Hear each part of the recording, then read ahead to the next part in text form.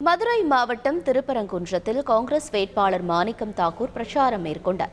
அவருக்கு வளையங்குளம், சோளங்குரணி ஆகிய பகுதிகளில் ஏராளமானோர் வரவேற்பு அளித்தனர். அப்போது பேசிய அவர், காங்கிரஸ் ஆட்சி அமைத்தால் பெண்களுக்கு மகாலட்சுமி திட்டத்தின் மூலம் வருடத்திற்கு 1 லட்சம் வழங்கப்படும் என்று தெரிவித்தார்.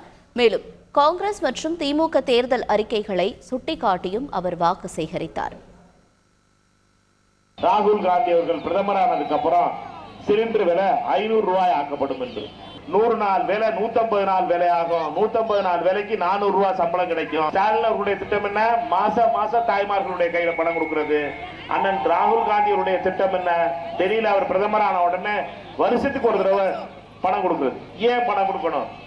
ஏன் பணம் கொடுக்கணும் கேட்டீங்கன்னா, தாய்மார்கள் கையில பணம் கொடுத்தா அந்த குடும்பம் நல்லா இருக்கும். அந்த குடும்பம் நல்லா இருந்தா ஊரு நல்லா இருக்கும். ஊரு நல்லா இருந்தா மாவட்டம் நல்லா இருக்கும். மாவட்டம் நல்லா இருந்தா மாநிலம் நல்லா இருக்கும். மாநிலம் இருந்தா இந்தியா நல்லா இருக்கும். இந்தியா நல்லா இருக்கணும்னா பெண்களுடைய கையில பணம் கொடுக்கணும். கொடுக்கிறதுக்காக ராகுல் காந்தி அவர்கள் மகாலட்சுமின்னு ஒரு திட்டத்தை கொண்டு வந்திருக்காரு. செய்திகளை உடனுக்குடன் தெரிந்து கொள்ள உடனே சப்ஸ்கிரைப் பண்ணுங்க.